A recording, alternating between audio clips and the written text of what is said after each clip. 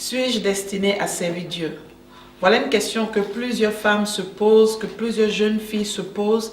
Est-ce que je compte aux yeux de Dieu? Est-ce que je suis un instrument que Dieu peut utiliser? Est-ce qu'après ce passé sur lourd, les avortements que j'ai pu faire, les péchés par lesquels je suis passé, est-ce que je peux être encore utile entre les mains de Dieu? Puis-je servir Dieu quand je sais que j'ai eu à commencer et par manque de vigilance, je suis tombée dans le péché et ce que j'avais commencé à construire s'est détruit? Puis-je servir Dieu? Puis-je être un instrument entre les mains de Dieu quand tout le monde me dit que je ne vaux rien? Voilà des questions que sûrement toi qui m'écoutes, tu te poses et je voudrais te dire ce soir que oui, tu peux servir Dieu. Sache que Dieu ne cherche pas ce qui est parfait. Mais la Bible dit que c'est lui qui façonne, c'est lui qui transforme. Je vais juste te donner l'histoire de quelques personnes dans la Bible dont Dieu a transformé l'histoire. Je vais te parler de la prostituée Rahab. La Bible déclare qu'elle était prostituée, elle était dans la muraille de Jéricho, elle vivait une vie qui n'était pas une vie honorable. Mais lorsque les espions sont arrivés, parce que son cœur a reconnu le Dieu qui les avait accompagnés, elle a ouvert sa porte. La Bible déclare que Dieu a fait grâce à cette femme et à toute sa maison, et sa maison n'a pas été détruite. Et vous allez voir plus tard dans la généalogie de Jésus-Christ, cette femme apparaît. Je peux te dire que le Dieu que nous servons est un Dieu qui transforme les histoires. C'est un Dieu qui prend le faible, qui prend ce qui est rejeté et qui en fait un élément de valeur.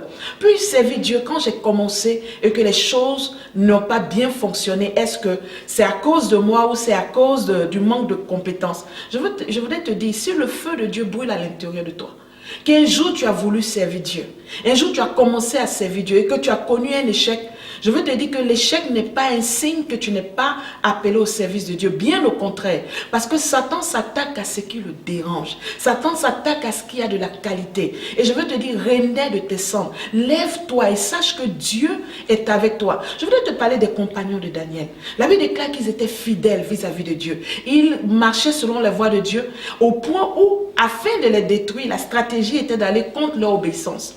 Daniel n'était pas là. C'est vrai, Daniel avait eu le temps de faire ses preuves. Mais dans ce chapitre du livre de Daniel, c'était à leur tour d'écrire leur histoire. Et je voudrais te dire, comme ses compagnons, c'est à ton tour d'écrire ton histoire. Catherine Kuhlman a écrit son histoire. Des grands héros de la foi ont écrit leur histoire. C'est à ton tour. Et le diable ne te laissera pas te lever. Et comme les compagnons de Daniel, ils ont cru que comme Daniel n'était pas là, il ne serait pas ferme.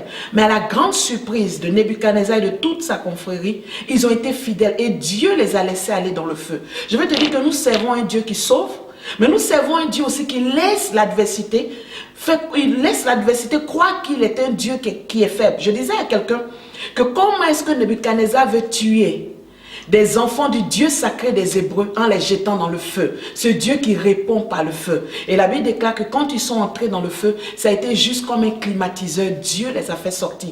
Et je veux te dire, Dieu te fera sortir de la situation que tu traverses. Ne laisse pas les mensonges du diable te dire, mais si Dieu était avec toi, pourquoi il t'a laissé arriver dans la fournaise? Il voudrait que tu arrives dans cette fournaise pour montrer à Nebuchadnezzar qu'il y a un quatrième homme. Celui-là qui n'abandonne jamais.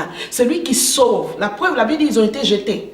Mais ils sont sortis, il a été l'ascenseur qui les a fait sortir. Puis-je servir Dieu quand tout le monde me dit que je n'ai pas de valeur, quand tout le monde me dit que rien de bon ne peut sortir de moi? Je vais te dire, Christ n'est pas né, il n'a pas été nazaréen pour rien. Tout le monde disait que rien de bon ne pouvait sortir de Nazareth. C'est de là que Christ est sorti. Je veux te dire que ton histoire, tes faiblesses, tes échecs ne sont pas une limitation. Si ce soir tu m'écoutes, qu'il y a un appel de Dieu sur ta vie, lève-toi et réponds à cet appel. Si tu crois que tu es faible, que tu n'y arriveras pas, je veux te dire, tu n'es pas seul. Nous avons reçu un cadeau, le Saint-Esprit. Il te conduira, il te leadera et tu verras que tes peurs seront derrière et tu vas comptabiliser tes victoires. Et je voudrais, pendant que je termine ces quelques minutes d'encouragement, dire à une femme qui m'écoute, tiens bon, ne cède pas. Même si tu as été trahi, même si ce que tu as commencé est fragile, continue parce que tu as de la valeur aux yeux de Dieu. Il prend les choses faibles pour en faire des choses fortes, pour faire des instruments de gloire afin de confondre le pronostic des hommes. Que le Seigneur te bénisse.